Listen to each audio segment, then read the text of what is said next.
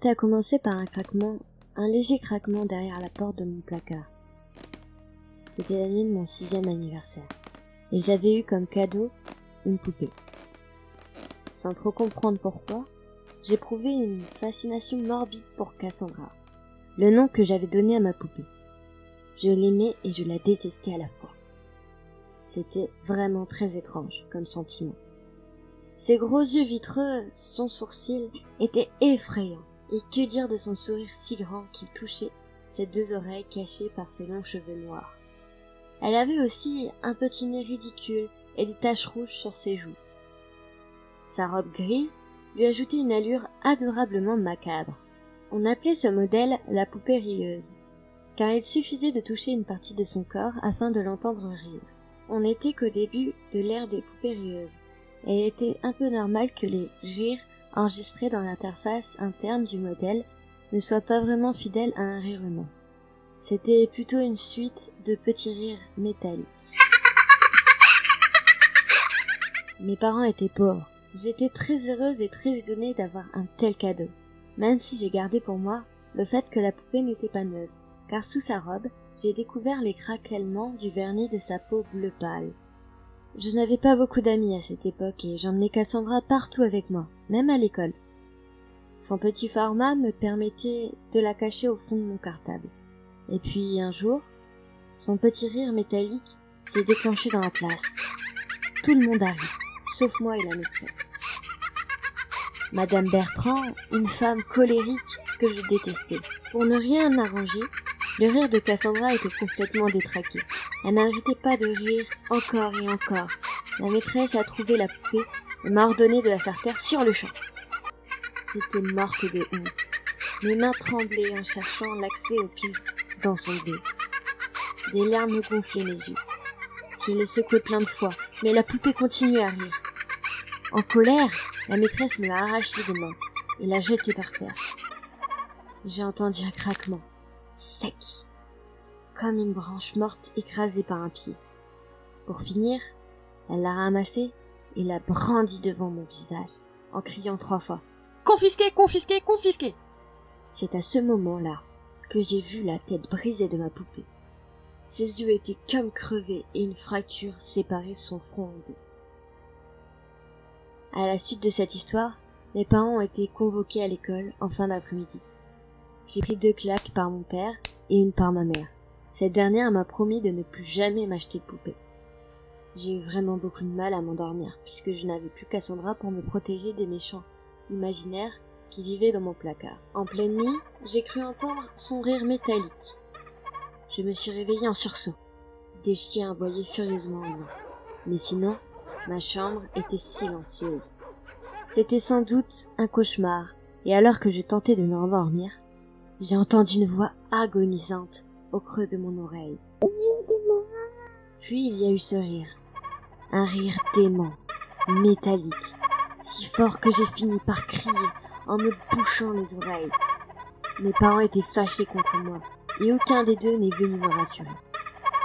Ce rire m'a semblé durer une éternité, puis il s'est arrêté d'un coup, laissant la place aux aboiements des chiens. Assis sur mon lit, essoufflé, le cœur battant, je regardais la pénombre de ma chambre. Les volets filtraient la pâle lumière de la lune, et tous mes meubles semblaient gris. J'ai entendu un léger craquement derrière la porte de mon placard. Puis un second, toujours aussi bref. Puis un 3e espacé d'un petit rire métallique. Et d'autres, encore, et encore, d'autres rires, d'autres craquements qui me faisaient sursauter. C'était affreux! J'avais l'impression qu'une mâchoire monstrueuse mâchait des os derrière la porte de mon placard. Puis, quand j'ai cru que cette hallucination auditive était terminée, la poignée a cliqueté, en tournant très doucement. La porte s'est ouverte, paf! C'était si effrayant que mon cri était resté coincé dans ma gorge. J'ai sauté du lit et je me suis réfugiée dessous. Je ne saurais dire combien de temps j'y suis restée. Je claquais des dents. Je regardais l'ouverture du placard qui n'était située qu'à 2 mètres de mon lit. Un pied blanchâtre est apparu. Un pied squelettique aussi grand que mon bras s'est enfoncé dans la moquette avant de sautiller autour du lit, puis vers le fond de la chambre. où j'ai aperçu la maigreur d'une jambe. Mon cœur battait si fort que je l'entendais cogner dans mes tympans. Je priais de toutes mes forces que cette horreur s'en aille. Mais elle a sautillé jusqu'à mon lit. Puis, elle a disparu. Enfin, c'est ce que je croyais. Avant que mon matelas ne s'enfonce au-dessus de ma tête. J'étais petite, j'ai pu me rouler sur le dos et voir ce qu'il se passait. Le monstre bondissait sur le lit. Le matelas s'est enfoncé plusieurs fois, me touchant le visage, le ventre et les jambes. Il devait y avoir plusieurs pieds, car le lit se déformait à plusieurs endroits en même temps. Ça s'est terminé d'un coup. Le silence est revenu, hormis ce claquement de dents qui sortait de ma bouche. La porte du placard a claqué sèchement.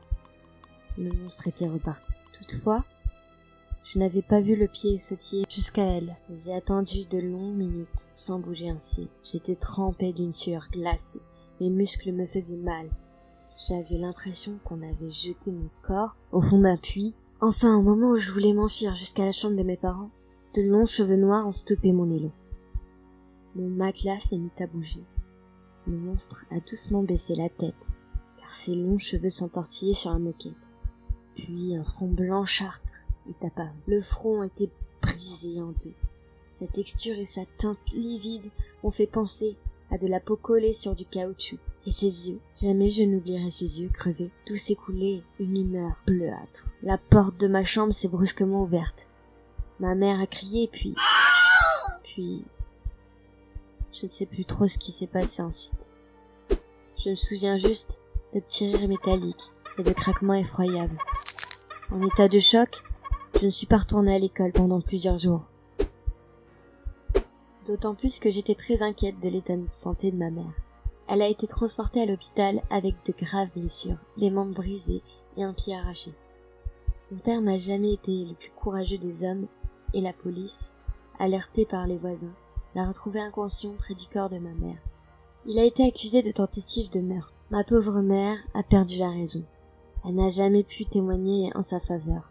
Lorsque j'allais la voir à l'hôpital, elle était souvent agitée. Elle criait dès qu'elle voyait une poupée à la télévision, au-dessus de son lit. Parfois, elle hurlait en me regardant, comme si j'étais responsable de son état. Les policiers m'ont interrogé plusieurs fois et aucun n'a cru à mon histoire de poupée au visage brisé. Mais qui croirait une fillette de 6 ans? Pourtant, si la police m'avait prise au sérieux, la maîtresse ne serait pas morte l'année suivante. Son meurtre a été imputé à un rôdeur. Un peu plus tard, j'ai trouvé un petit mot dans mes affaires d'école. La carte était sale, pleine de traces d'essuie, et une écriture tremblante disait ceci. « Hé, tu veux jouer avec moi ?» Même aujourd'hui, à l'heure où je termine de raconter mon histoire sur votre forum, je revois toujours le visage brisé du monstre, ses longs cheveux noirs, ses yeux crevés. Parfois, au milieu de la nuit, j'entends le petit rire métallique de ma poupée, et parfois aussi, près de mon lit, le craquement de ses genoux.